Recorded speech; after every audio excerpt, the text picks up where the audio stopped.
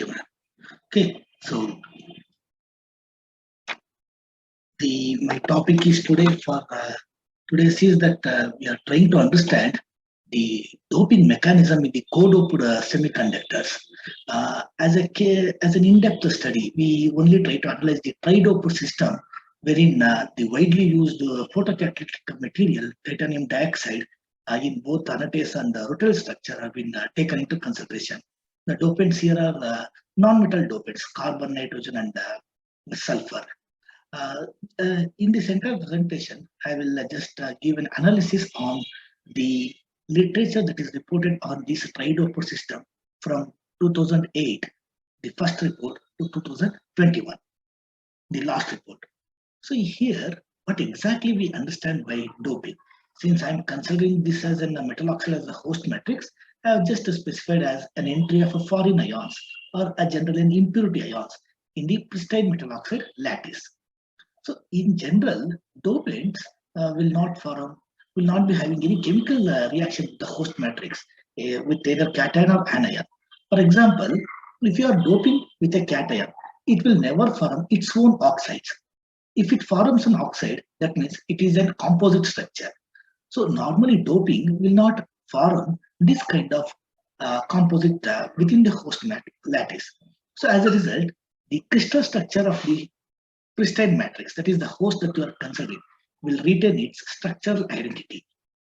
Okay, so it doesn't form XO or dopant oxides below the solubility limit. We call it as solubility, just like two liquid are mixing each other. So dopant reacts with the host lattice without forming any impurity phases. If at all, if you are observing any impurity phases, then you call it as a composite of the heterostructure. Just at the general glance, how many types of doping are normally reported is just two types, only substitution and the interstitial. In the substitution, depending on the diffusion of dopants in the host lattice, you can either again classify it as a surface doping and the bulk doping, depending on the ionic radius of the dopant. Normally, in this surface doping, the structural parameters will not be impacted to the larger extent. But if dopant can penetrate or diffuse inside the bulk of the lattice, then you get variation. That is, you observe a disorder in the structure, or whatever you call it as lattice distortion, depending on the ionic size. Either lattice can contract or lattice can expand. But generally, lattice distortion or change in the defect chemistry is observed. Interstitial sites, without affecting any atomic arrangements, the dopant just goes and occupy the interstitial sites. In this case, the structurally, in terms of a structural parameter, structural analysis, no major impact you can observe. The segregation near the grain boundary region. If a dopant prefers to occupy instead of penetrating inside the bulk, if it can accumulate over the grain boundary region, then it forms an impure phase. So this is normally not referred to as the doping process. In fact, this is the thing that can lead to the impure phases. Okay, so overall, from this 20 to 30 years of literature, comprising the various reports, how well you can define the effective doping process. Okay, so the first case here, the ionic radius of the dopant, okay, should be low, so that dopants can diffuse faster inside the lattice. It should not segregate at the surface itself. The crystalline nature, rather than doping into the crystalline matrix, amorphous would be an ideal matrix which can facilitate dopant diffusion. Okay, some other, because in the defect amorphous normally will be having a defect size. Okay, so if at all if you have a defect size, dopants will go and substitute the defective sites itself, which has a lower energy of formation as according to our computational studies. Okay, so it must be defect rich. When you are considering the host material, it must be defect rich. When you are considering the dopant, the ionic radius of the dopant must be lower. The other parameters that can determine the effective doping process is annealing. Okay, when you consider the annealing, the ambience is a very major parameter. Normally used oxygen atmosphere or even inert atmosphere Okay, those certainly favors the good doping process. Temperature and time, as moderate as possible. This has to be optimized uh, for every report, a case-to-case basis. Okay, depending on the again structural properties of the host matrix, temperature and time are normally optimized. By and large, when you consider titanium dioxide, 500 degrees is the optimum annealing temperature, and 2 to 4 hours is used as an annealing time. If at all, if you are increasing the temperature or time, again, there is a chances of forming the impure phases of the dopant oxides. So when the when you consider the effective doping process, you must be very focused on the nature of the dopant, nature of the host material, and the annealing conditions. These three parameters determines the effective doping process. So, how many types of doping process are there? In a compound semiconductor, you have cation and anions in a crystal lattice. So, either you can have cationic doping or the anionic doping. If the oxidation number of the host cation or anion and the dopant ion, if it is the same, then we normally refer to as isovalent doping. Okay, if it is lower valent, that means lower oxidation state of the dopant compared to the host matrix. Hypervalent, higher oxidation state. So even after classifying as a cation and anion, you must be focused on the doping depending on the oxidation state. Next, the general observation is monodoping if you're doping with only one ion, bidoping, two ions, tridoping, three. We are only referring to ionic doping. Is it possible to have a neutral doping? As per the literature, it is yes. Nowadays, we have a spectacular reports on hydrogen doping as well as the gold doping also. In those cases, the clusters are expected. Okay, so once you dope, now having understood what is the doping, what is the criteria to determine the effective doping process, what are the parameters that should be considered, the types of doping process. Okay, now what is the major changes that you observe upon doping over the host lattice? The first is defects. Yeah, in a metal oxide semiconductors, the major thing that you observe is change in the concentration of oxygen vacancies and the other structural disorder. Okay, structural disorder because a dopant comes and occupies the host position, the structural arrangement changes. Because you have the dopant states and the creation of defects, the charge carrier generation, suppression and migration or recombination pathways will be affected severely. Either the recombination rate may increase or suppression rate may increase depending on the nature of the dopants. Because dopants can induce a localized state between the band gap states. Okay, the band gap edges, the optical absorption band or the band gap normally changes. Either it can have a blue shift or it can have a red shift. Again, these three parameters exclusively depends on the nature of the doping under considerations. Okay, so having studied this the doping process from 40 years, the first report, if you consider 1980s, it came. Afterwards, Wonyang Chai or Hoffman papers, 1996 emerged. So, considering the 40 years of literature, can we say that the literature, doping literature, is exhausted? Of course, it is exhausted. Quantitatively, research is for two aspects: quantitative and qualitative. Quantitatively exhausted. That means when you study across the reports, irrespective of the publications or journals, okay, what we understood from titanium dioxide with relevance, okay, they have considered different dopant, same matrix, okay, same methods of preparation. Either it can be sol gel, hydrothermal, solvothermal, chemical vapor deposition, or solution combustion method, metal organic chemical vapor deposition. These are the only methods that we have come across till. Okay, so when you are focusing on the same methods of preparation, the material properties remain same. Band gap either shifts will have either red shift or blue shift. Crystallite size either can decrease or increase. Some morphological changes. So these are the routine observations that we have that you come across in the literature. The other parameters is existence of optimum dopant concentration. Since TiO2 is employed as a photocatalyst. Whenever you say consider doped titania articles, you will always have an optimized dopant concentration levels to show maximum activity, beyond which it decreases. That is a normal observation. Some issues in fundamental parameter, either it can be, as I said, a preparation method or something like that. These aspects are routinely observed without any insightful interpretation.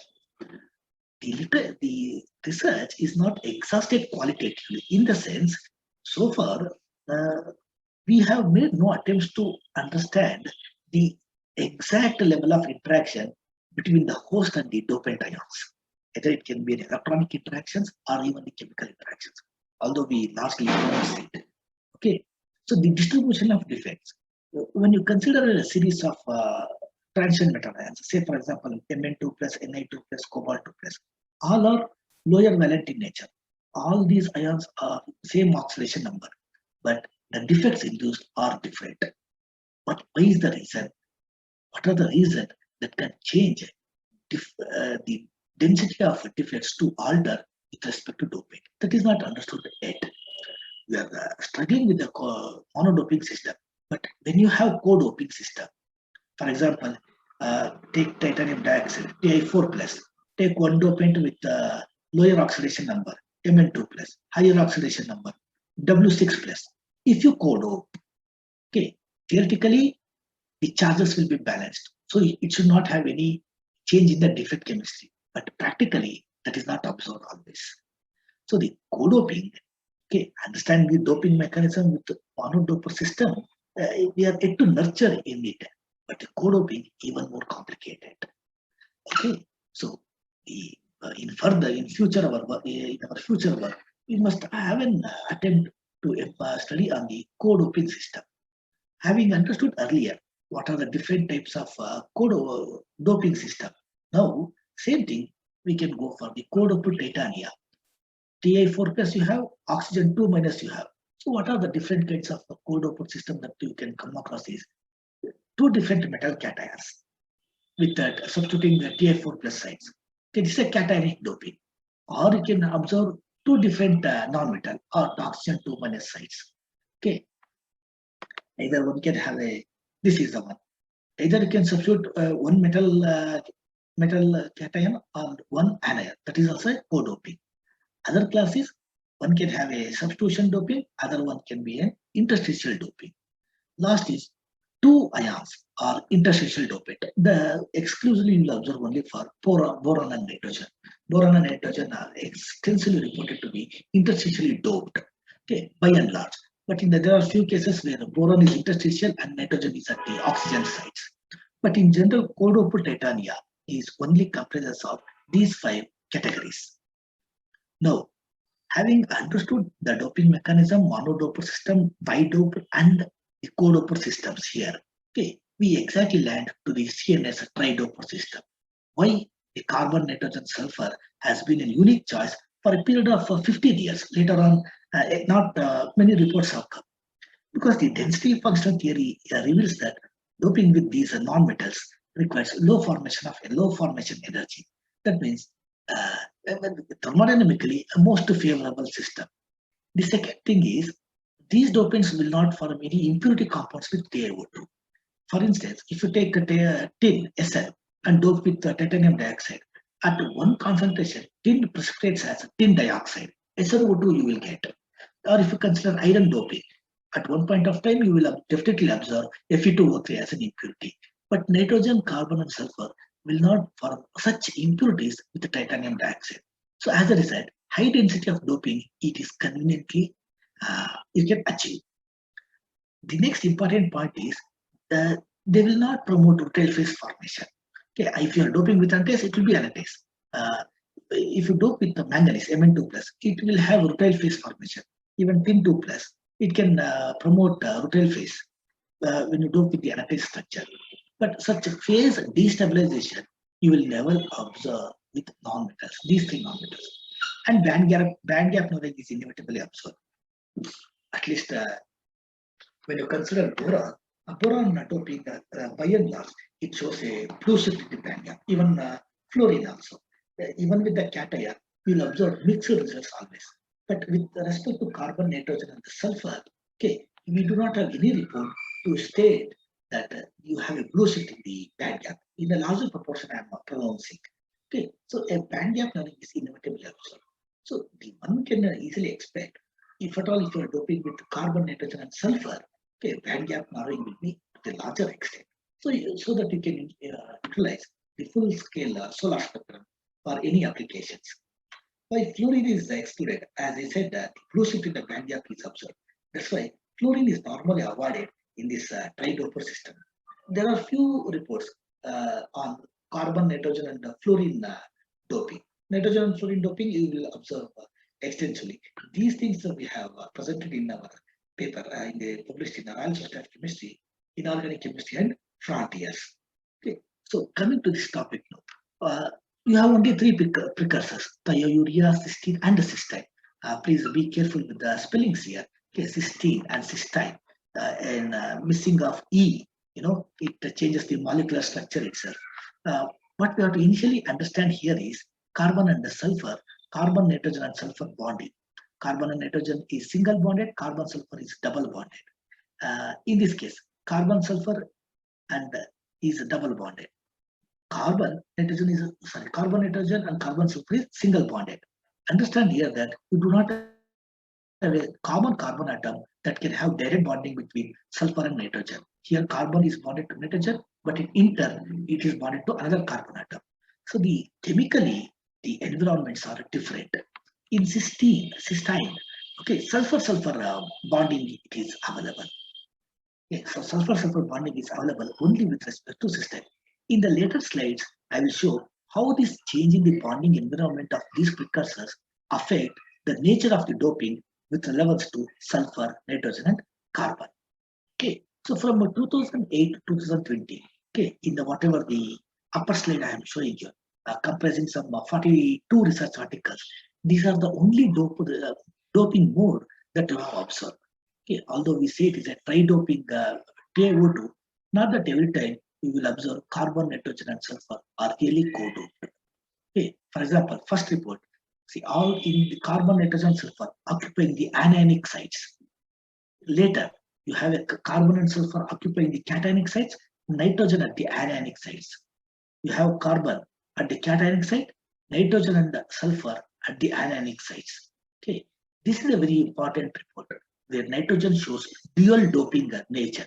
That means nitrogen occupies the oxygen sites as well as gets interstitial doping. Okay, so in this case, you do not observe the carbon doping. Wherever you do not observe a particular dopant, it indicates that they are segregated over the surface. In this case, carbon is distributed over the surface as a carbonaceous species. Here, nitrogen species. Okay, likewise. So only one report successively reports on the doping of carbon, nitrogen, and sulfur in the anionic sites. That is a very important report here.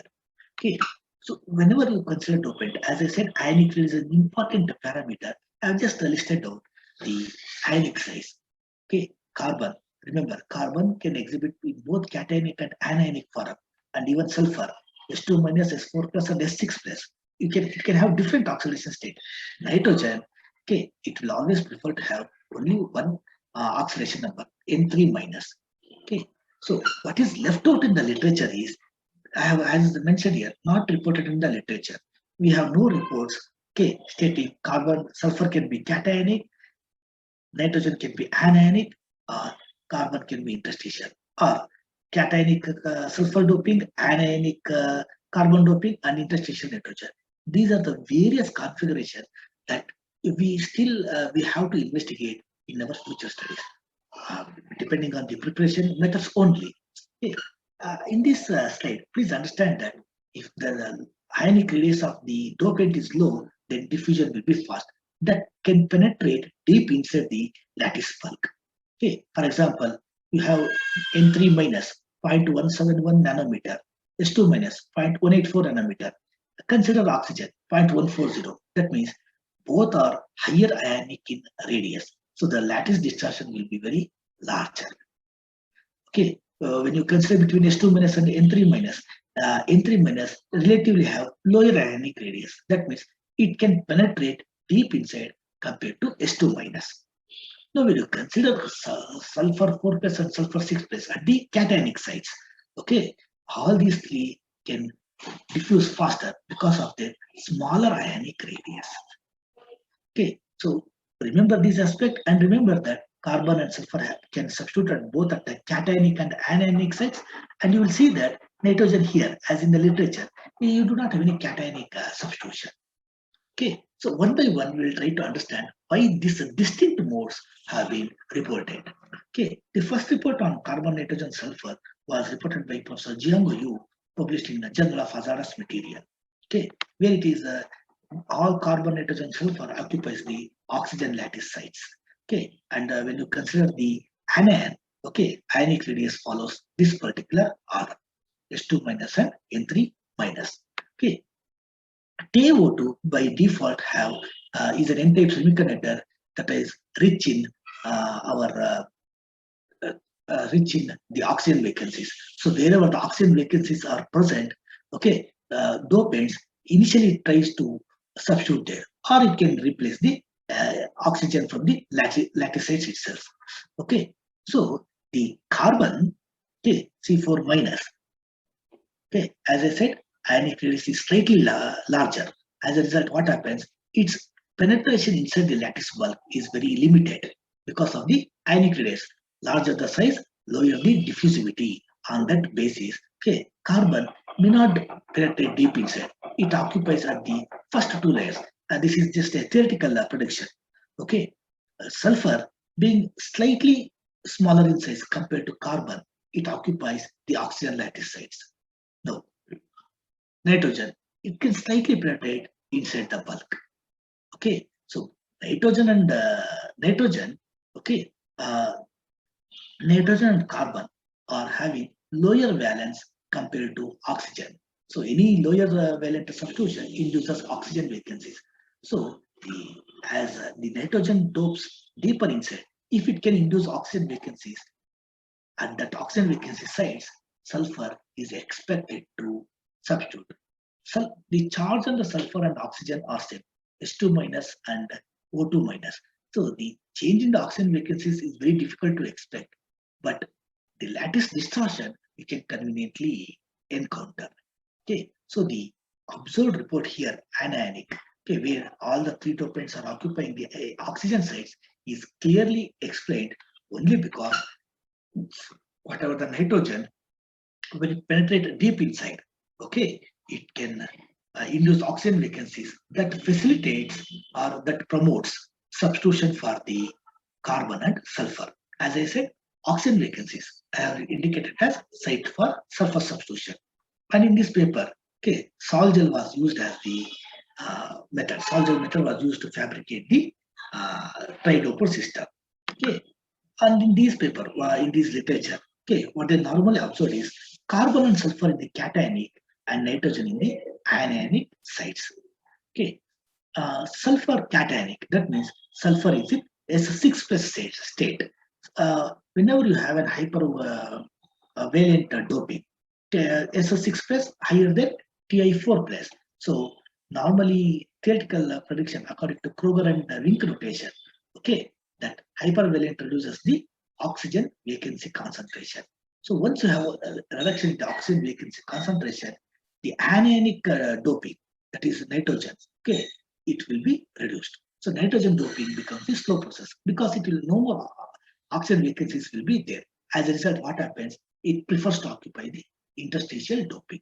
So in literature, whenever you observe carbon and sulfur cationic in all these reports, you can clearly see that nitrogen is doping. Nitrogen prefers to be interstitial doping. Okay, so carbon in the cationic and nitrogen and sulfur anionic. As I said, oxygen vacancies induced by the nitrogen doping. Okay, it favors sulfur doping. Carbon, because of smaller ionic radius, it can in part substitute the titanium sites. Okay, why I have written deeper in the bottom line means the C4 plus have a lower ionic radius, therefore it can penetrate deep inside the bulk. Okay, deep inside the bulk. Now, other nature, what we have observed is sulfur in the cationic position and nitrogen.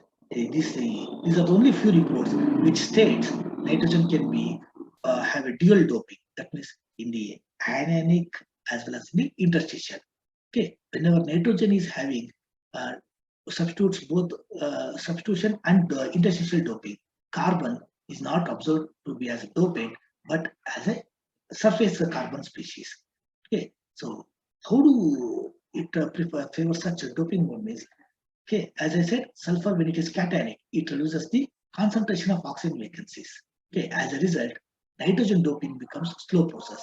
So in part, few nitrogen doping may occur and larger proportion prefers to occupy the interstitial sites. Okay, so here you can see that okay, even though we are using the same precursor, the decomposition pattern or the decomposition pathways of this precursor to ionize, okay, or to in the ionization state are different depending on the preparation conditions. As a result, okay, each dopant influences the doping of the other dopant. So in the co-doping system, the dopant interaction itself govern the magnitude of doping. Okay, if one dopant goes inside, if it doesn't favor the other doping, then it may occupy as the interstitial doping or it may precipitate as a separate phase. So there is a mutual interference among the dopants within the single precursor systems. Okay, and as I said, whenever you have a nitrogen interstitial and sulfur in the anionic sites, okay, carbon in the cationic sites, what is the structural disorder we can expect? Okay, sulfur being higher ionic radius, lattice expansion takes place. Okay, when you consider the other hand, sulfur if it is in the cationic states, okay, sulfur and carbon in the cationic states and nitrogen is in the anionic state. Okay, sulfur and carbon. Okay, remember this table where sulfur and carbon is having lower ionic radius compared to the Ti4 plus. As a result, what happens? Lattice contraction takes place.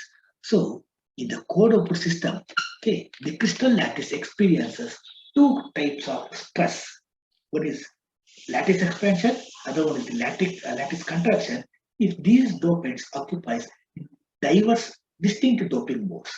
Okay, so as a result, the change in the defect chemistry is very abnormal. Okay, it's very abnormal. That means an intense change in the structural arrangements is expected. So far, we do not have any literature report conclusively to say about these structural disorders.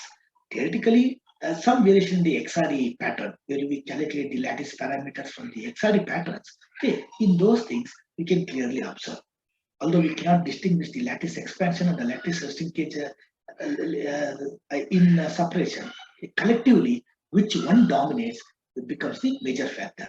If sulfur doping concentration increases, then you will definitely observe, okay, lattice expansion in the oxygen sites.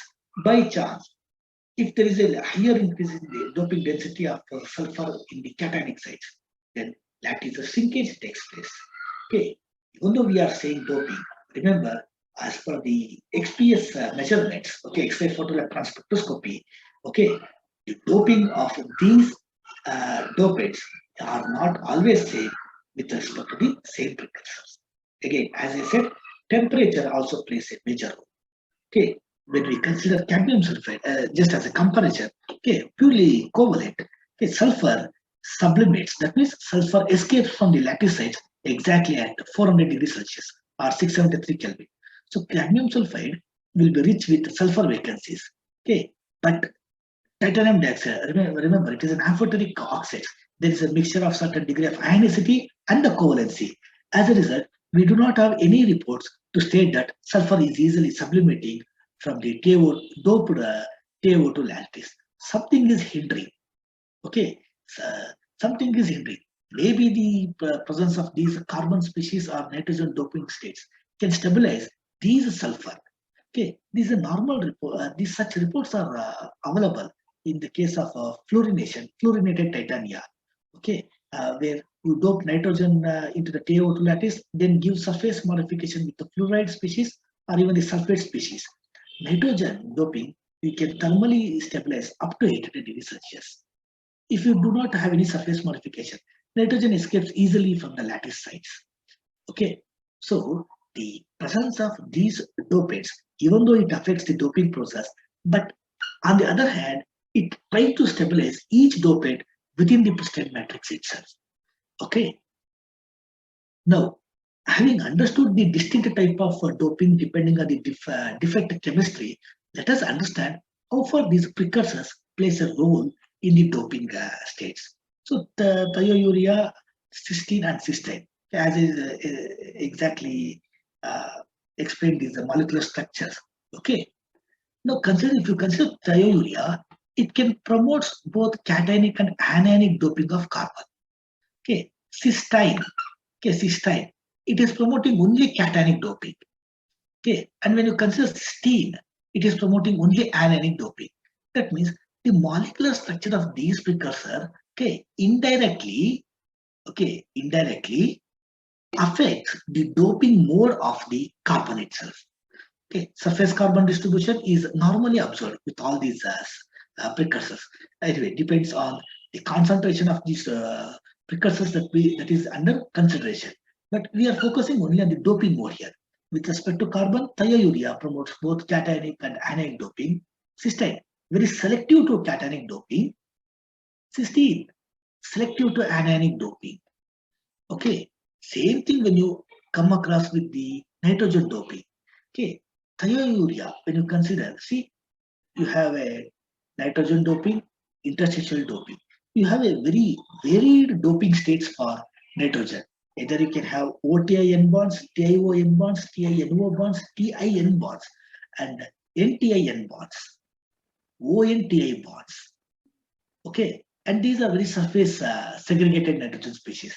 Nitrogen, depending on its decomposition, either it can have ammonia, ammonium plus. If you're annealing in the nitrogen atmosphere, some other nitrogen doping states is normally observed. Okay, when you consider cysteine, okay, it is not allowing any dual doping there. Okay, only dope, not even interstitial doping. Few states are present. Okay, and cysteine, if you consider, okay, you have dual doping, that is substitution and interstitial. Okay, why cysteine promotes dual doping of nitrogen? It's not clear so far. Why thiourea promotes all kinds of doping? Maybe because of the decomposition pattern. Maybe, we are only saying it's a maybe. Okay. On the other hand, when you consider the carbon nitrogen sulfur precursor, okay, see, the carbon to nitrogen, okay, or just if you are considering the nitrogen, okay, 3:1:1, 3:1:1. Okay, stoichiometric I am saying. Okay, it is same, but cysteine and cysteine are same. Still, doping modes are different. Okay, when you consider carbon, nitrogen, sulfur, nitrogen content is higher here. Okay, nitrogen content is higher. Okay, that could be the reason why thiourea is promoting all sorts of nitrogen doping here. We are trying to arrive at some conclusion. Okay, similarly, when you observe with sulfur doping, now thiourea again, it promotes both cationic and anionic doping. Okay, cysteine, selective to cationic doping.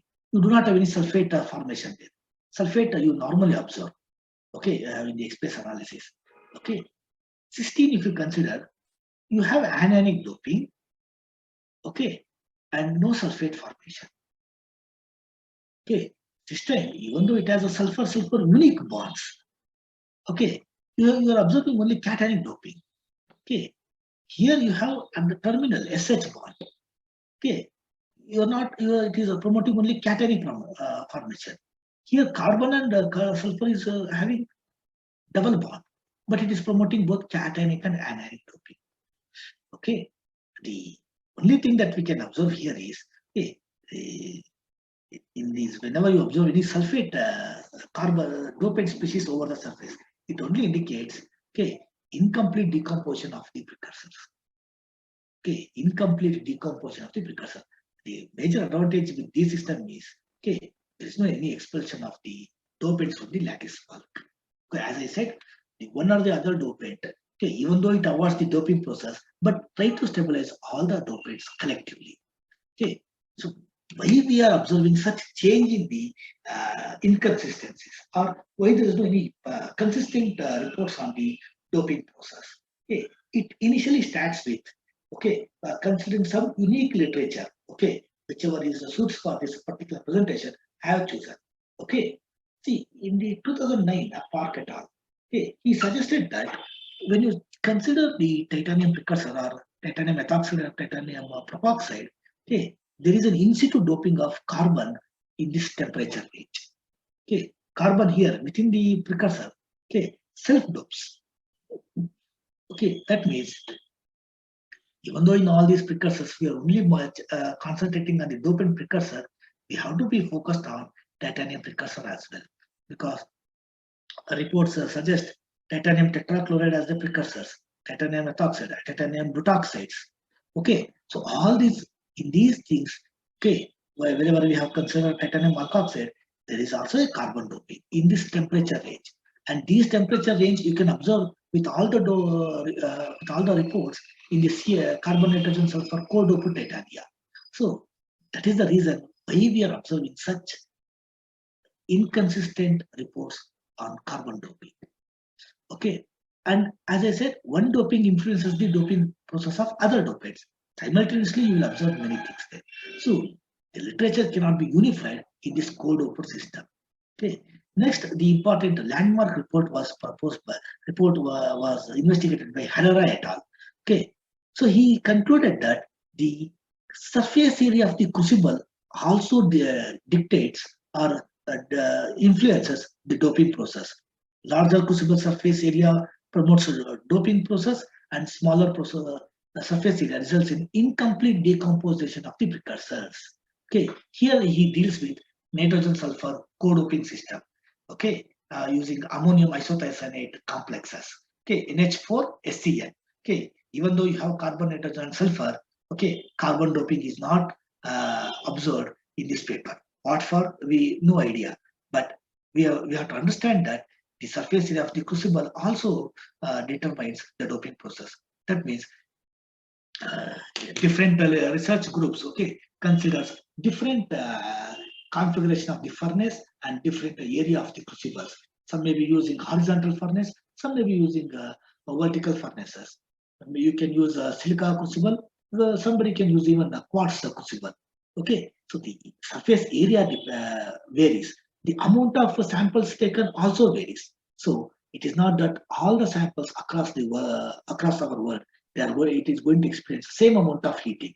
So since distinct annealing ambience, okay, you won't observe any consistency in this doping process. So to further support our arguments, okay, you et al. In Journal of Color and Interface Science, he said that nitrogen doping, okay, is promoted in amorphous TiO2, okay, and when he tried to dope in the anatase TiO2, he observed very lower density of nitrogen content. That means, as I said, okay, amorphous doping, amorphous titania will be having larger amount of disorders, defects, and oxygen vacancies. So already you have defects. So nitrogen doping can easily go and occupy the states. So more amount of nitrogen can be entered. In the very well crystallized form, you have a fixed titanium oxygen bonds. So the doping has to break titanium oxygen bond and form a new bond with the titanium, which consumes more heat energy. Okay, so because of these variations, you observe distinct doping concentrations. Okay, so what is the takeaway from this topic? Okay, no, so even though we are using a single precursor, cysteine, cystine, and thiourea, okay, we do not the carbon, nitrogen, and sulfur, okay, will not have any preferential doping. As I said, sometimes cationic, anionic, and even interstitial surface distribution species. Okay, why this happens? Because of the diffusion depth, the dopant diffusion depth, depending on their ionic radius and oxidation number. Okay, so the mutual interference among the dopings during the doping process. Uh, Even though we are saying it very theoretically, it's a very speculative in nature. Uh, it is hard to believe and even more hard to establish. Okay, we are trying to account the reported in the literature. Okay, so if one dopant occupies the lattice sites and results in the lattice contraction, another dopant may segregate over the surface. Okay, this is a very normal phenomenon that you observe with co-doped system containing a rare earth cation and nitrogen. For example, cerium nitrogen co-doping. Okay, so what happens there? Nitrogen, as soon as it enters the lattice site, okay, it expands, slightly gives an expansion. Cerium, because of its larger ionic radius, may not enter at all. Or if you consider even nitrogen doping and sulfur in cationic doping, okay, something of such sort. Okay, so one dopant will always be in the host, other dopants will have a distinct distribution. Okay. Then interaction of a dopant precursor and the titanium precursors during their initial stage itself, not clearly known. Is it miscible? Is it remains inert as a function of temperature? Assume that you have mixing titanium chloride and the thiourea in the solution tank and heat the solution. What happens? Okay, that is more important. But those things are not uh, normally studied, even when we consider the hydrothermal temperature. Okay, what exactly the precursor interactions, we do not know. Okay, which doping to be optimized? Most tough question this is, because in a single doping system, we say this is the optimum concentration of doping to show higher activity. But whenever you have two or more in the co-doper system, which dopant, the two when you are using a very single precursor, which can which dopant has to be tuned to maximize the activity. That is not investigated. Because as I said in my initial slide, carbon, nitrogen, sulfur, all the doping reduces the uh, narrow band gap. It results in a narrow band gap. So gradient doping, we can't fix that, okay, let carbon be this much, sulfur be this much, and nitrogen only be this doping density as a function of annealing temperature. Such a gradient doping we are yet to achieve, given the constraints in the preparation conditions. Okay, so is it we have to struggle with these three precursors? Certainly not. We have the similar kind of precursors having the carbon, nitrogen, and sulfur. This most important is, or you can say that, see, amerino thiourea. In NH2CS NH2. Okay, NH2CS you have, instead of one nitrogen you have another moiety. Okay, methyl thiourea, instead of one hydrogen it is replaced by a methyl group. So does it follow similar pattern as urea? We don't know. As thiourea, we do not know, because we are increasing the carbon content by one. To what extent this can affect the co-doped system or carbon, nitrogen, and sulfur systems? Okay, these are very important. This gives more. It can provide more specific insights. Okay, so diethyl thiourea, methyl thiouracil, very good precursors. Okay, and dithiols or trithiocyanuric acid. We do not know what exactly the decomposition nature of these organic compounds in the preparation conditions, especially when you are considering the wet chemical approaches. Okay, so in future, if you are interested in working on co-doped system, please try these precursors. In our research group, we are trying to monitor methyl thiourea and diethyl thiourea. Okay, and we are making comparison with the thiourea. What is the effect of these substituents on the doping mode? Are we observing the same pattern as we have observed in the thiourea? Is that okay? According to the we are making use of X-ray spectroscopy to study these things. Okay, so as a general, I am saying, if at all, if you are doing your PhD topic or carrying out your research in the doping process, okay, always understand A to Z in the doping process. Just like I have mentioned here, what is the anisotropy associated with the crystals? What is the band edge positions of the particular host matrix that you consider? Okay, coordination, crystallization kinetics or carrier concentration. Crystallization kinetics is just like TiO2. At what temperature it transfers from anatase to brookite. Okay, those things. diffusion depth of the dopants. How far your dopant can enter inside the lattice. Okay, electronic configuration of the dopant, very major factor when it comes for the photocatalytic performances, because widely reported off-field electronic configuration shows higher activity. Likewise, Frankel defects, Gibbs free energy, very important when you are studying the phase stabilization. Okay, Homi-Ruti rule, Halder-Wagner methods or Hall mobility, they're very old, very classical concepts that determines the doping process. Okay, Gilliam model, less interpreted in the literature. Kroger-Wink notation. In fact, Kroger-Wink notation pronounces more on the defect chemistry. Unfortunately, in the doping, any literature concerned on the doping process, we do not see much on this Kroger-Wink notation itself. Okay, it has to be understood. These aspects really gives a better picture on the doping process. Okay, how about the lattice strain, nature of doping, Ostwald ripening. Okay, when you are dealing with the hydrothermal process. Okay, smaller crystals are transferred to the larger crystals. Okay, even though you can have oriented attachments. Nucleation process, that means what is the stage at which amorphous transforms to the crystalline form. Okay, quantization, whenever you have a band gap sheet to red shift or the blue shift, why it's so. Okay, resistivity measurements. Okay, especially when you are studying on the thin films, doped thin films, very important. Okay, solute drag effects when you consider the wet chemical approaches. Scherer equation. Once in your lifetime, try to derive a Scherer equation. You will definitely enjoy a lot on this Scherer equation. Okay, literature has some confusion with the Scherer equation and the Debye-Scherer equation. Please go to the recent article published in the Nature. Okay, Debye-Scherer doesn't account for the crystalline size. Okay, those things. Taux plot for the band gap reference. Okay, threshold doping level. As I said, optimum doping level. That's all. Okay. What are the techniques? That means whether you are considering the XPS or the XRD. These are the X-ray diffraction and the X-ray photoelectron spectroscopy. Okay, two major techniques that gives very critical insights on the doping process. Okay, very have conscious nature of the valency of the dopants as well as in the guest ions. Williamson-Hall equation, where you calculate the lattice strain. Okay, Wolf construction, surface reconstructions. Okay, XXR Zener pinning effects, very useful to understand the particle growth dynamics. Okay, as I mentioned here, okay, here also have particle growth dynamics. Actually, it is interpreted through Zener pinning effects and the solute drag effects or stress strain effects. See, these parameters are interdependent on each other. Okay, maybe we may not be having the sufficient knowledge of it. So please go through all these parameters in the open literature or even in the well-known books. Okay, these are very necessary to understand doping process.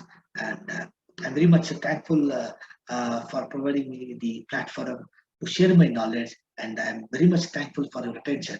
If you have any comments on this on my presentation, please feel free to mail on this topic.